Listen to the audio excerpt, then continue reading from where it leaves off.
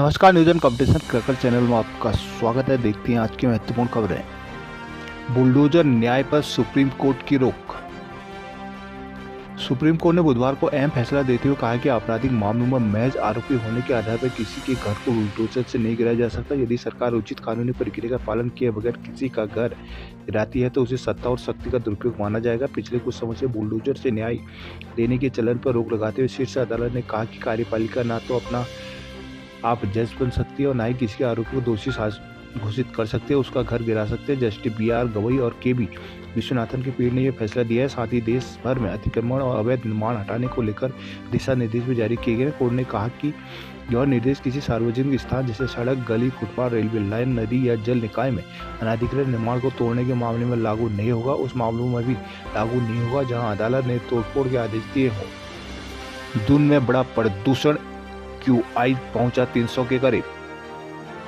दून की आबोहवा लगातार 5वें दिन खराब श्रेणी में दर्ज की गई है। बुधवार को दून का QI फिर 291 पहुंच गया। 300 पहुंचने पर बेहद खराब श्रेणी में पहुंच जाएगा। प्रदूषण नियंत्रण बोर्ड के अनुसार कूड़ा जलाने, कमजोर हवाओं से धूल के कारण वातावरण में जमा होने, बारिश न होने से आबोहवा बिगड़ी है। आसपास के प्रदेशों में जल रही पराली का धुआं भी यहाँ का QI बढ़ा रहा है। जिन प्रदेशों और शहरों में QI ज्यादा रहता है, दून का QI इनसे भी ज्यादा या बराबर पहुंच रहा है। यह स्थिति पहली बार देखने को मिल रही है, जिससे पर्यावरण प्रेमी चिंतित है। CB की रिपोर्ट के अनुसार दून में QI 291, काशीपुर में 140, ऋषिकेश में 147 पहुंच गया। आबोहवा में धुंध और धुएं का गुबार बरकरार रहने से लोगों को सेहत पर बुरा प्रभाव पड़ रहा है। दून अस्पताल के MS डॉक्टर अनुराग अग्रवाल के मुताबिक प्रदूषण की वजह से लोगों को खांसी, जुकाम और श्वास में दिक्कत सभी आंखों में जलन की शिकायत बढ़ रही है।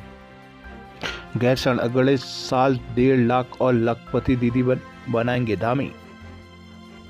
मुख्यमंत्री पुष्कर सिंह धामी ने कहा कि प्रदेश में अगले 1 साल में 1.5 लाख महिलाओं को लखपति दीदी बनाया जाएगा। उन्होंने कहा कि राज्य में महिला और युवा अब स्वरोजगार अपनाने लगे हैं, इसके सकारात्मक परिणाम भी दिखने लगे। मुख्यमंत्री पुष्कर सिंह धामी ने बुधवार को गैरसैंण में आयोजित राज्य स्तरीय ग्रामीण उद्यमिता कार्यशाला में प्रतिभाग किया। उन्होंने कहा कि सरकार ने 1 साल में 1 लाख महिलाओं को लखपति बनाने में सफलता हासिल की है और अब 2025 तक राज्य में 1.5 लाख महिलाओं को लखपति बनाने का लक्ष्य रखा गया है। धामी ने कहा कि ग्रीष्मकालीन राजधानी में इस तरह की कार्यशाला का आयोजन ऐतिहासिक अवसर है। उन्होंने कहा कि सरकार कार्यशाला में प्राप्त सुझावों पर गंभीरता से काम करेगी और ग्रामीण उद्यमों के सामने आने वाली सभी समस्याओं का समाधान निकाला जाएगा। सरकार पहले ही दिन से सरलीकरण, समाधान और निस्तारण के मंत्र पर काम कर रही है, इसके सकारात्मक परिणाम नजर आने लगे हैं। गैरसैंण सख्त भू कानून के लिए SDM और तहसील स्तर तक से लिए जाएंगे सुझाव। भू कानून को लेकर गैरसैंण में मुख्यमंत्री पुष्कर सिंह धामी की अध्यक्षता में बैठक हुई, जिसमें भू कानून को लेकर बनाई गई समिति के सदस्यों समेत पूर्व IAS अफसरों और बुद्धिजीवियों के साथ भू कानून के ड्राफ्ट पर चर्चा की गई। बैठक में मुख्यमंत्री पुष्कर सिंह धामी ने कहा कि जन भावनाओं के अनुरूप भू कानून तैयार किया जा रहा है। मुख्यमंत्री धामी ने कहा कि सरकार भू कानून को लेकर बेहद गंभीर है। प्रदेश में लागू होने वाले भू कानून को जन भावनाओं के अनुरूप बनाई जाने की दिशा में सरकार काम कर रही है। गैरसैंण में हुई चर्चा में जो भी अहम सुझाव आए हैं उन्हें भू कानून में शामिल किया जाएगा। SDM और तहसीलदार स्तर पर भू कानून को लेकर जनता से सुझाव लिए जाएंगे। महिलाओं की अहम भूमिका। मुख्यमंत्री ऊखीमठ बाजार में भाजपा प्रत्याशी आशा नौटियाल ने निकाला रोड शो, मांगे वोट। केदारनाथ उपचुनाव में सरकारी मशीनरी का हो रहा है दुरुपयोग, माहरा। रुद्रप्रयाग सरकार की नीतियों से बड़ी बेरोजगारी, मनोज। श्रीनगर में बैकुंठ चतुर्थी मेला आज से।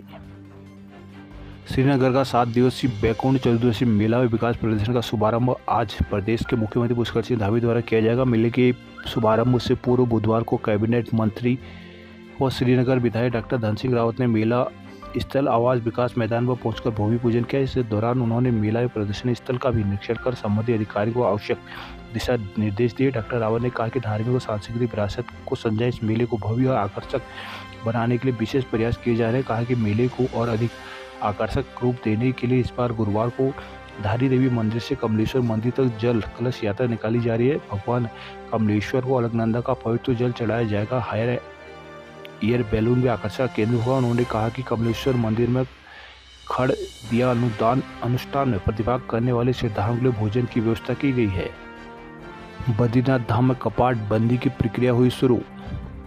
बद्रीनाथ धाम के कपाट के बंद होने की प्रक्रिया बुधवार प्रातः से ही शुरू हो गई है। देर शाम को श्री गणेश मंदिर के कपाट बंद हो गए हैं। सुबह की विशेष पूजा में मुकुंद पुष्कर धामी भी शामिल रहे। बुधवार को श्री गणेश जी के मंदिर परिसर स्थित मंदिर में रावल धर्माधिकारी वेद पाठी आचार्यों द्वारा पूजा अर्चना के पश्चात विधिवत पंच स्नान के पश्चात गणेश जी की मूर्ति को निर्माण रूप में लाकर श्री बद्रीनाथ मंदिर गर्भगृह में बद्रीश पंचायत के साथ दर्शनार्थ रखा गया। पंच पूजा के अंतर्गत बुधवार को रावल अमरनाथ नंबूदरी ने देर शाम को श्री गणेश जी की कपाट बंदी के इस अवसर पर धर्माधिकारी राधा कृष्ण थपड़ियाल, वेद पाठी, रविंद्र भट्ट, अमित बंदूलिया पूजा अर्चना संपन्न की। पंच पूजा के अवसर पर PKTC उपाध्यक्ष किशोर पवार, मंदिर समिति सदस्य भास्कर डिमरी, ऋषि प्रसाद सतीश, उप जिलाधिकारी चंद्रशेखर वशिष्ठ, मुख्य कार्याधिकारी विजय प्रसाद थपड़ियाल, बद्रीनाथ धाम प्रभारी अधिकारी विपिन तिवारी, मंदिर अधिकारी राजेंद्र चौहान आदि मौजूद रहे।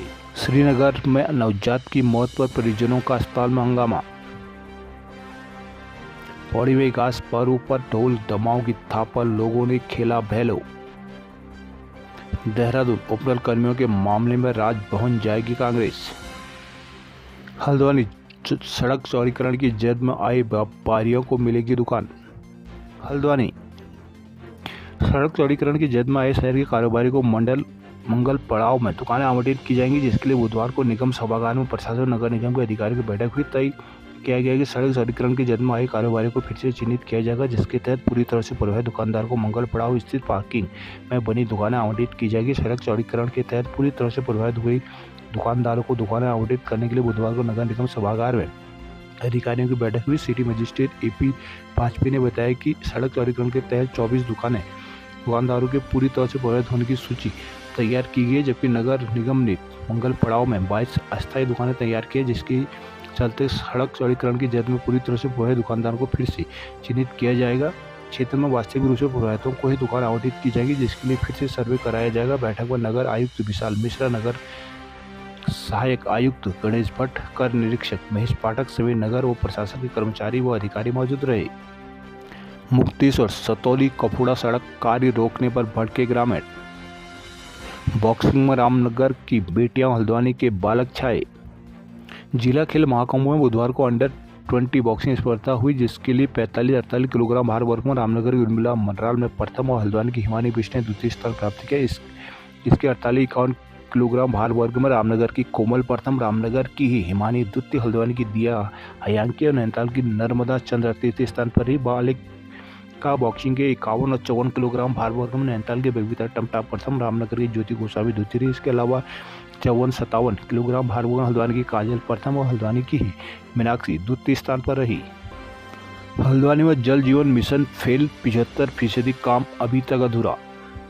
हल्द्वानी क्षेत्र के गांवों को पेयजल देने के लिए जल जीवन मिशन के तहत बन रही योजनाओं का काम बेहद धीमी गति से चल रहा है। 3 साल बाद भी 75% योजनाओं का काम अभी भी अधूरा है, जबकि ये दिसंबर तक पूरा होने का दावा किया जा रहा है, लेकिन इतने कम समय में काम पूरा न होना असंभव सा दिखाई दे रहा है। हालांकि यह योजना मार्च तक पूरी होनी थी, लेकिन काम पूरा न होने पर दिसंबर तक का समय बढ़ाया गया है, जिसके 8 माह बाद भी योजनाओं का 40% से ज़्यादा काम अधूरा पड़ा है। ग्रामीण क्षेत्रों की पेयजल व्यवस्था ठीक करने के लिए जल जीवन मिशन योजना में काम शुरू किया जा रहा है। इसके लिए जल संस्थान की हल्द्वानी डिवीजन ने साल 2022 में टेंडर प्रक्रिया पूरी कर काम करना शुरू कर दिया। इसके तहत 58 गाँवों में नई पेयजल लाइन और टैंक बनाए जाने के साथ ही घर को कनेक्शन दिया जाना है। पहले चरण में सभी ग्रामीण घरों में पेयजल के कनेक्शन दिए गए हैं, लेकिन अभी तक बाकी काम पूरे नहीं होने से ग्रामीण अभी भी कनेक्शन में पानी आने का इंतजार कर रहे हैं। काम करने की गति इतनी धीमी है कि 3 साल से ज़्यादा का समय के बीतने के बाद भी 58 में से केवल 15 ही योजनाएं पूरी हो सकी हैं।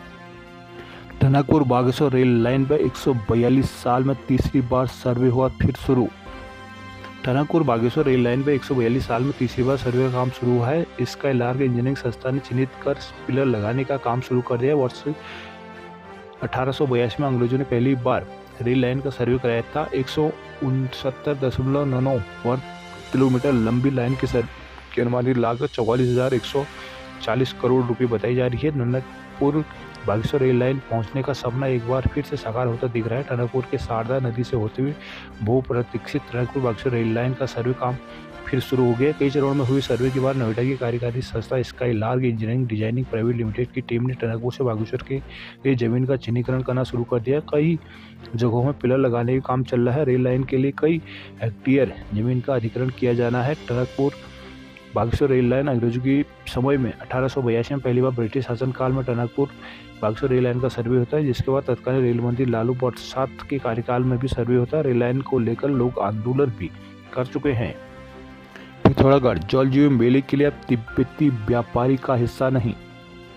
काली और गोरी नदी के संगम में लगने वाले अंतर्राष्ट्रीय जलजीवी मेले में कभी 3 देश के व्यापारी हिस्सा देते, लेकिन 1962 युद्ध के बाद अब तिब्बती व्यापारी इस मेले का हिस्सा नहीं है। इस मेले में वर्तमान में भारत के साथ ही नेपाल के व्यापारी कारोबार को पहुंचते हैं। ऐतिहासिक जलजीवी मेला आज से शुरू होगा। वर्ष 1871 में इस मेले की शुरुआत भले ही राजा पुष्कर पाल ने की हो, लेकिन इनको व्यापारिक पहचान दिलाने का श्री राजा विक्रम और गजेंद्र पाल को जाता है। अस्कोट निवासी महेश बताते हैं कि पूर्व में कैलाश मानसरोवर यात्रा काली गोरी नदी के संगम में स्नान करते थे। इसके बाद ही आगे की यात्रा शुरू होती थी। वर्ष 1914 के दौरान लोगों के व्यापारिक महत्व को देखते हुए तिब्बती और स्वगा व्यापारी सांभर, कस्तूरी, जड़ी बूटियों के साथ ही कपड़ा, नमक, तेल, गुड़ यहाँ बेचने के लिए लाते थे। उस दौरान यहाँ सड़क सुविधा नहीं थी, जिससे नेपाल तिब्बत का भी यहाँ सबसे प्रमुख व्यापारी स्थल बन गया था। अपनी ज़रूरतें पूरी करने के लिए आसपास के लोग इसी मेले पर निर्भर थे। अब धीरे धीरे यह मेला व्यापार का केंद्र बन गया। वर्ष 1962 भारत चीन युद्ध के बाद तिब्बती व्यापारियों ने यहाँ आना बंद कर दिया। वर्तमान में यहाँ भारत और नेपाल के लोग व्यापार के लिए अपनी दुकानें लगाते हैं। बेरीनाग गंगोलीहाट में गोलजू संदेश यात्रा के दर्शन को उमड़े लोग।